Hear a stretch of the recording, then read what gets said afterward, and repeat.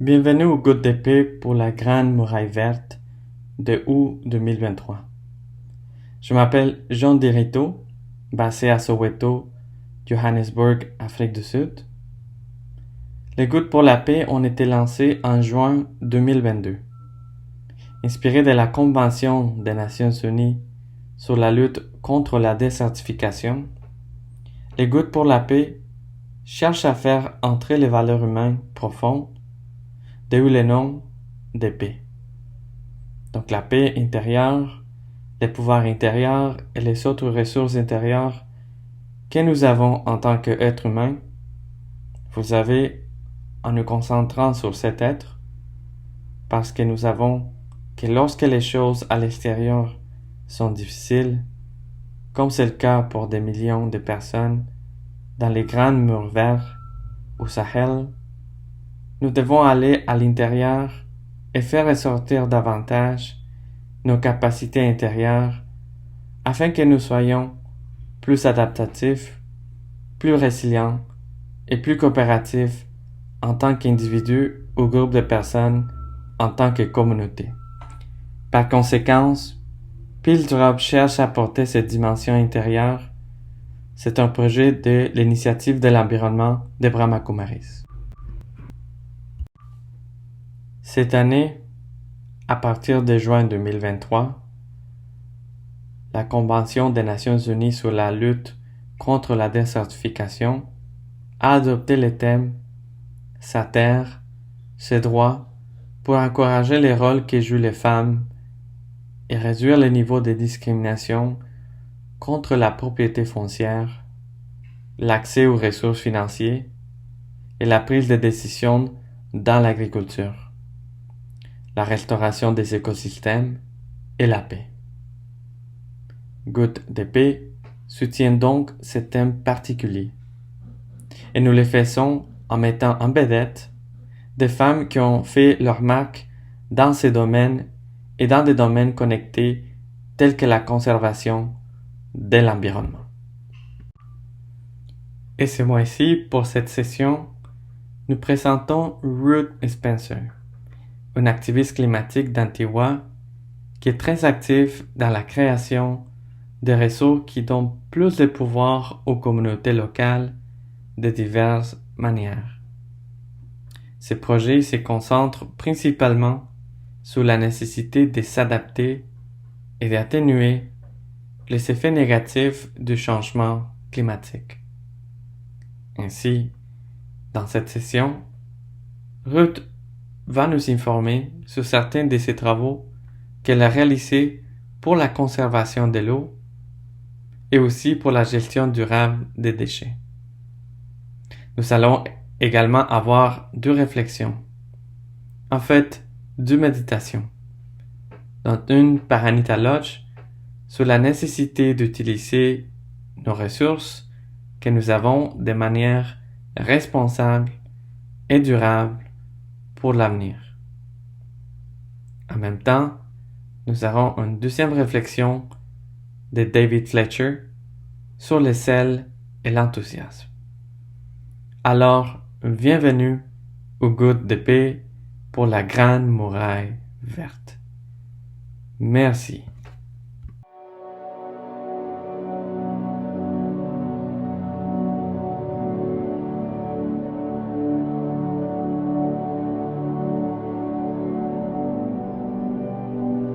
Abaman Combat, Cameroun, Souf-Oukam, déclenche une transformation, donc 65 femmes Imbabura, formées à la restauration des terres, s'occupent désormais de leurs propres terres grâce à des pratiques durables, en insufflant de la vie à l'environnement, en luttant contre les changements climatiques, la dégradation des terres et la sécheresse. En faisant revivre 15 hectares, en générant 80 emplois locaux et en créant une agriculture en plein essor, favorisant la collaboration, les groupes d'initiatives communes de femmes de Martin Borough, Montwillick, passent de 30 à 50 en un an. Des Bamankombe brillent une lueur d'espoir, à travers la restauration de l'environnement, la croissance économique et l'unité socio-culturelle.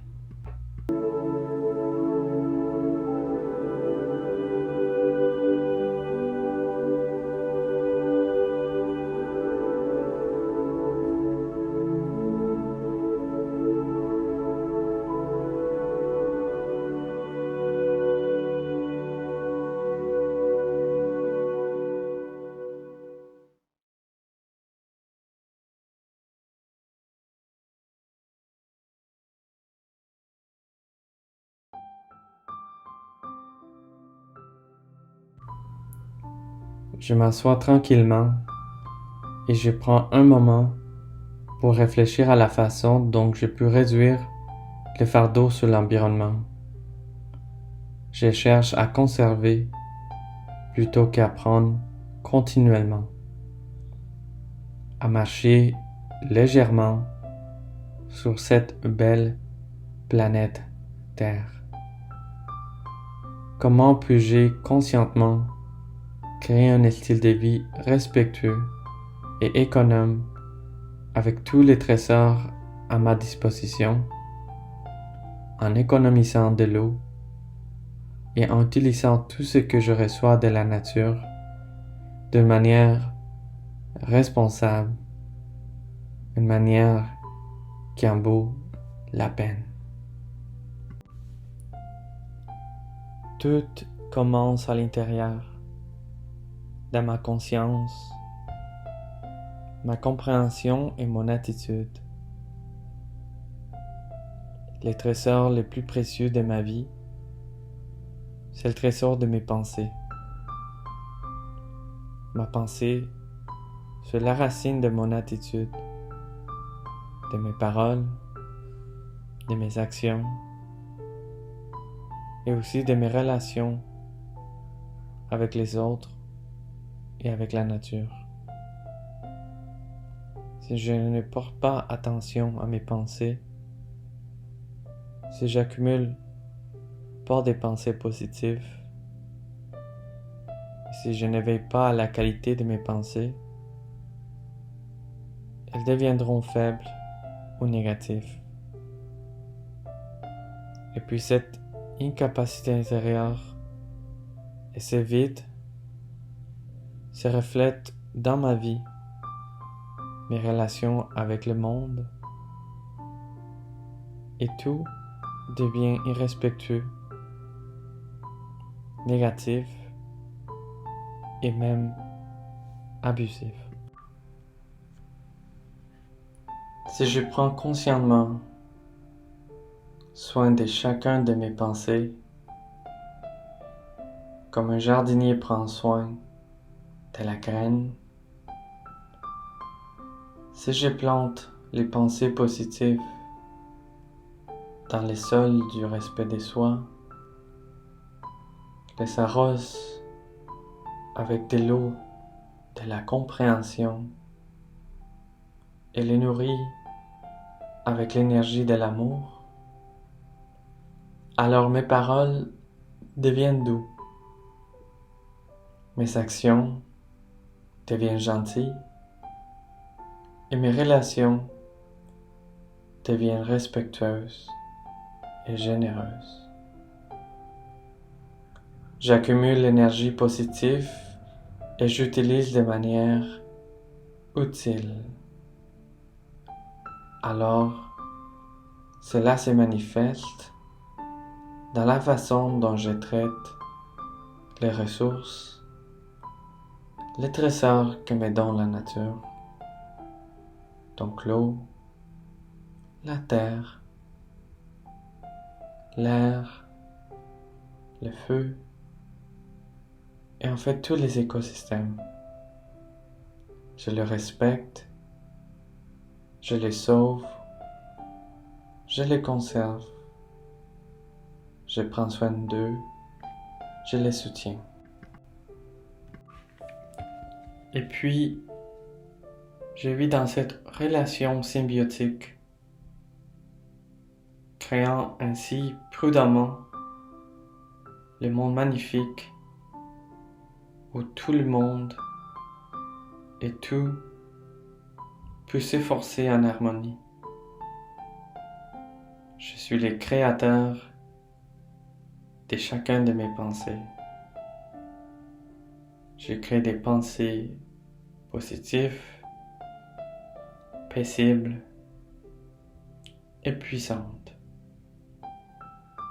Je crée un monde paisible, respectueux et harmonieux.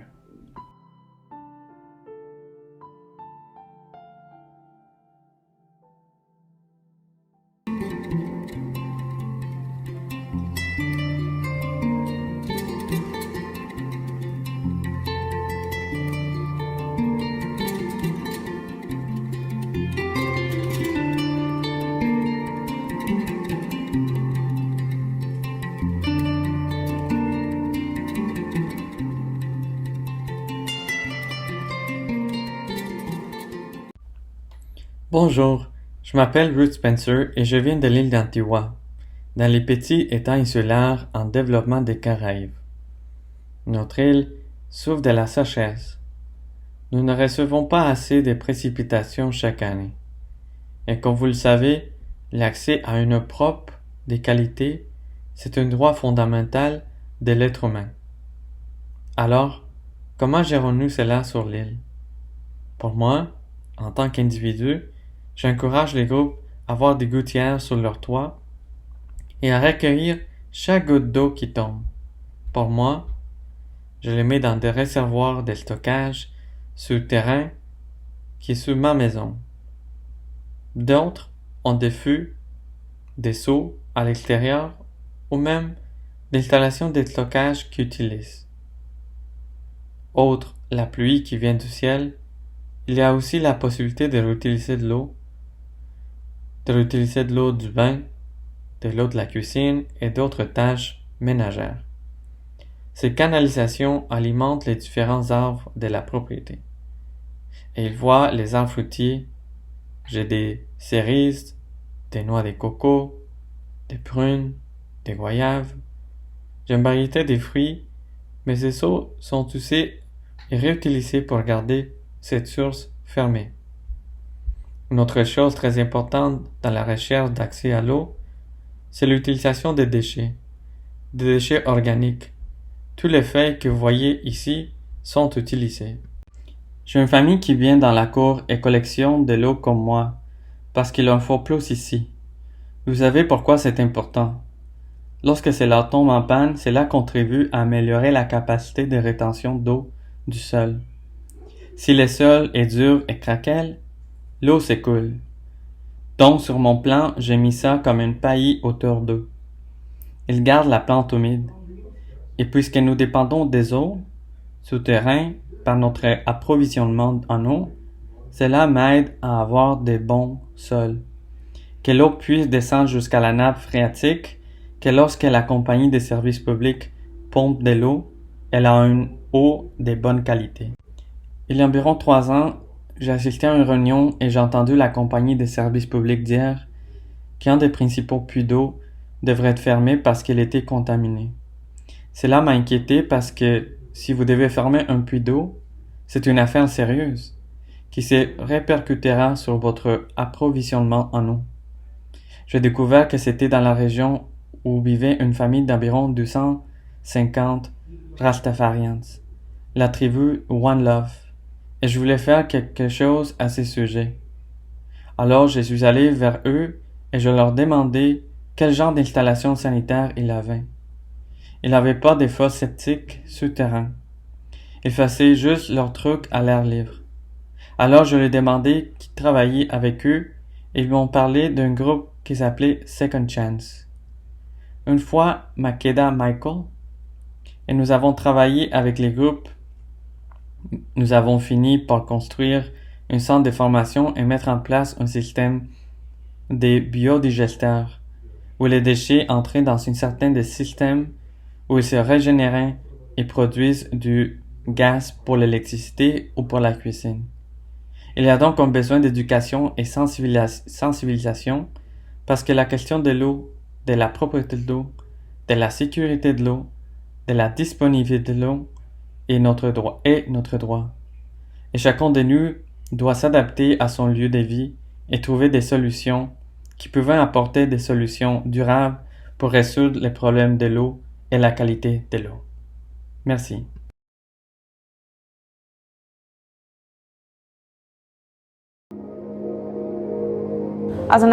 En tant que femme africaine, en tant que femme du Sahel, pour moi, nous devons créer un rêve qui les inspire à faire un changement dans la région.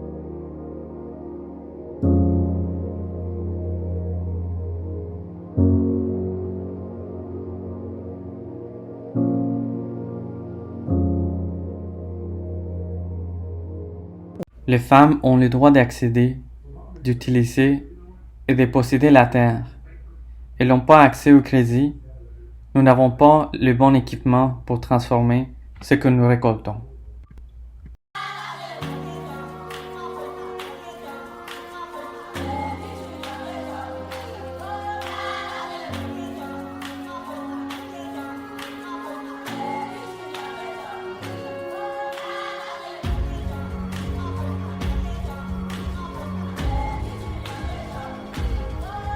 La Grande Muraille Verte est un symbole d'espoir car elle répond à tant de questions différentes liées au changement climatique, à l'éducation, à la migration forcée, mais aussi aux conflits armés. Les femmes réellement sur le terrain sont les épines dorsales de la Grande Muraille Verte, toutes les longues de la Grande Muraille. J'ai vu des femmes incroyables et inspirantes faire leur travail qui va transformer leur communauté, leur pays et leur continent.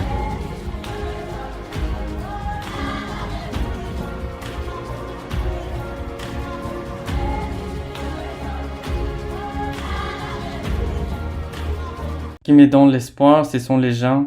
C'est vraiment ils qui changent la face de n'importe quel projet. Les gens sont si résilients, si forts, et veulent faire un changement, et veulent prendre leur destin en main.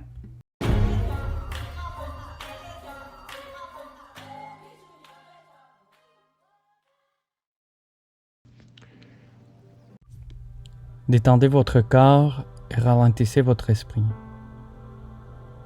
Asseyez-vous confortablement sur le sol, sur une chaise. Tendez puis détendez vos pieds et remerciez-les pour vous avoir porté dans le monde. Serrez puis détendez les bas de vos jambes et remerciez-les de vous maintenir debout. Serrez et détendez les muscles de vos cuisses et remerciez-les pour la force qu'ils fournissent à tout votre corps. Serrez vos fesses, puis détendez-vous et remerciez-les pour les sièges qu'elles vous offrent. Tendez votre abdomen et détendez-les en reconnaissant son rôle dans le maintien de votre santé à bien des égards. Roulez vos épaules et remerciez-les pour leur force et leur souplesse et laissez-les se détendre et être calmes.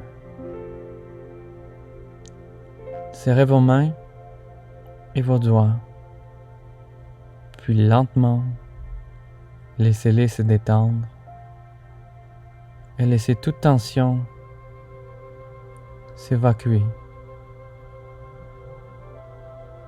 Une grande partie de ce que nous faisons dans le monde passe par nos mains. Alors serrez à nouveau vos mains et vos doigts, puis laissez-les lentement se détendre et se reposer sur vos genoux. Fléchissez votre mâchoire, puis laissez-la se détendre et remerciez-la pour son rôle dans votre alimentation et votre communication avec les autres dans le monde. Fermez les yeux, puis détendez-les lentement et en les gardant fermés et en appréciant la douce obscurité et le rôle incroyable qu'il joue en nous aidant à voir toutes les merveilles du monde. Maintenant, ouvrez les yeux et concentrez-vous sur un point à une certaine distance de vous. Et détournez votre esprit de votre environnement immédiat. Laissez votre esprit se concentrer sur la région du Sahel du continent africain. Considérez la terre, les gens et tous les êtres vivants qui habitent cette région. Considérez les personnes, en particulier les femmes et les filles, qui font de grands efforts pour contribuer à l'initiative de la Grande Muraille Verte.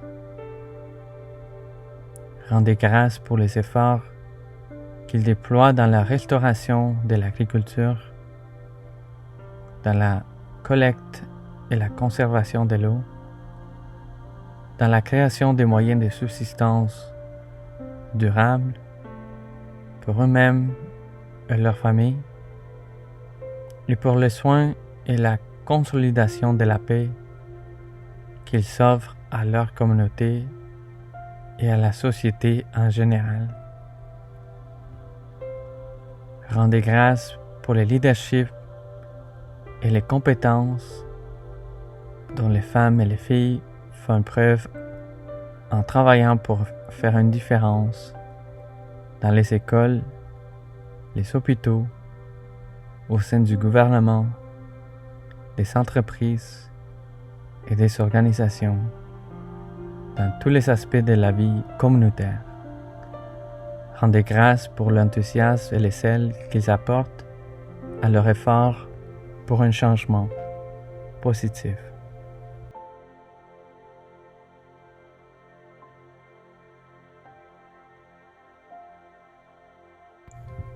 L'enthousiasme, c'est quand on fait les choses de tout son cœur, quand on pense à une façon imaginative de faire avancer les choses, quand on s'amuse à atteindre quelque chose avec patience.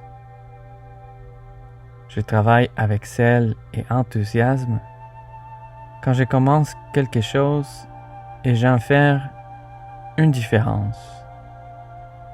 L'énergie engendre de l'énergie. Lorsque nous avons de l'espoir et que nous agissons avec enthousiasme, cela génère plus d'espoir pour l'avenir. Nous pouvons contourner prudemment les obstacles et les nids de poules devant nous.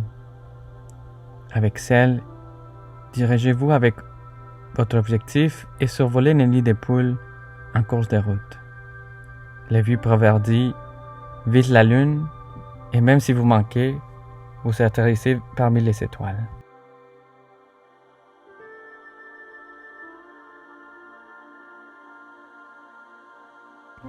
L'enthousiasme produit un caractère distinctif et fort chez une personne. L'enthousiasme est un fort intérêt, un dévouement à une cause et une diligence sincère dans son accomplissement. L'enthousiasme est joyeux et heureux. Se faire quelque chose de tout cœur et avec enthousiasme, donner 100% à ce que vous faites et rien retenir. C'est être excité à propos de quelque chose et l'atteindre avec patience. Le zèle et l'enthousiasme sont des énergies magnétiques qui attirent les autres à coopérer et collaborer ensemble. On dit que rien n'est aussi contagieux que l'enthousiasme.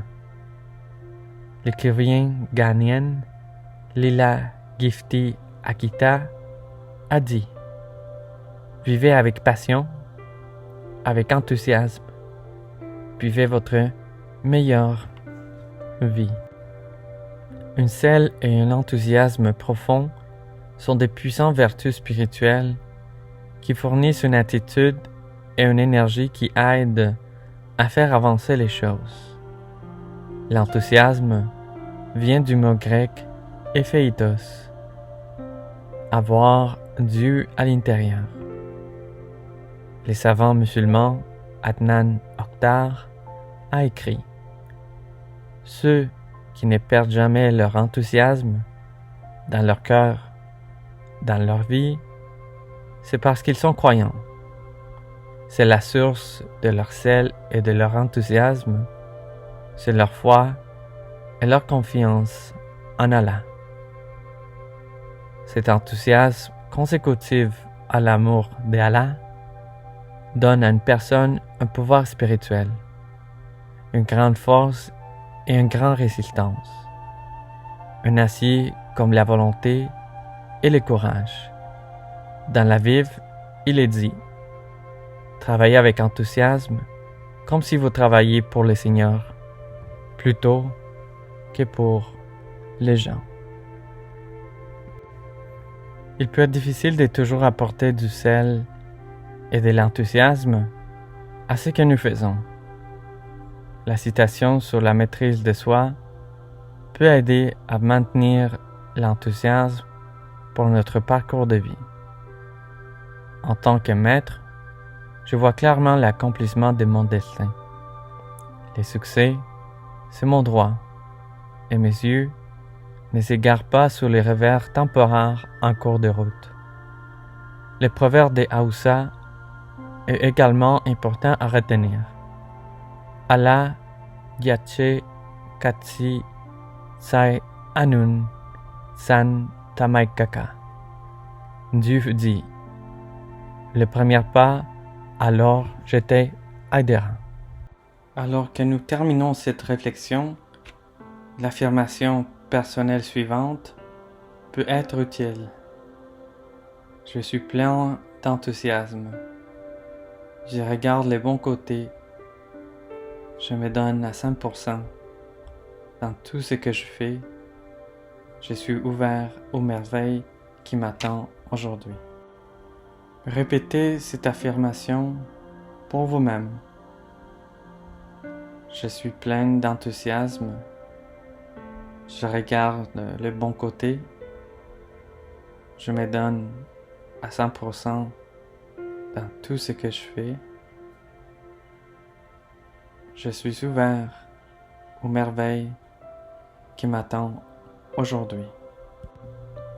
Et alors que nous pensons à toutes les femmes et filles, hommes et garçons, engagés dans cette activité en faveur de la Grande Muraille Verte, en restaurant la nature, en construisant la durabilité et la paix dans leur communauté, souhaitons-nous-le avec notre gratitude et nos bons souhaits, et donnons-leur l'énergie du sel et de l'enthousiasme pour les efforts qui les attendent. Inondons-les ainsi que nous-mêmes de lumière et de force pour vivre nos vies avec amour, l'espoir, la force et l'harmonie. Aimer, espoir, force et harmonie. Et lorsque vous êtes prêts, fléchissez vos mains et vos épaules. Faites pivoter vos hanches. Étirez vos jambes. Fléchissez vos orteils. Respirez profondément et retournez dans votre environnement, prêt pour la journée à venir.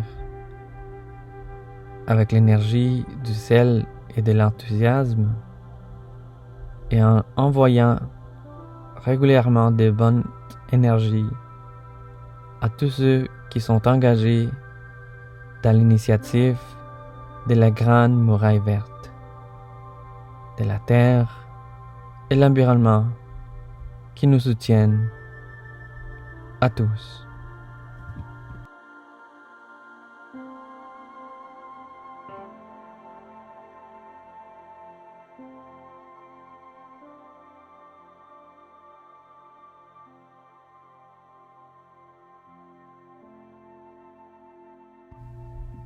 merci beaucoup à tous les orateurs de cette session et à vous tous d'avoir assisté à cette session. Et j'espère que vous avez tiré profit de la séance aujourd'hui. Si minime soit-elle, vers les succès de la Grande Muraille Verte et aussi vers la Convention des Nations Unies pour la lutte contre la désertification.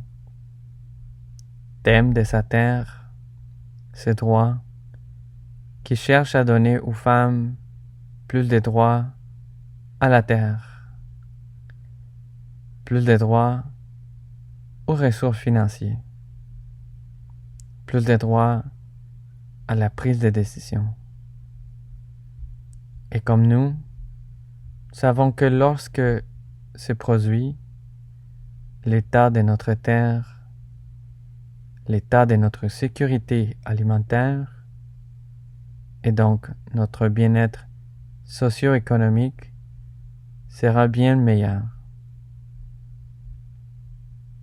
J'espère donc que vous pourrez vous joindre à nous lors des prochaines sessions des gouttes pour la paix.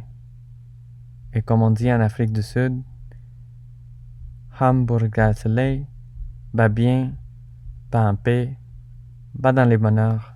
Merci beaucoup.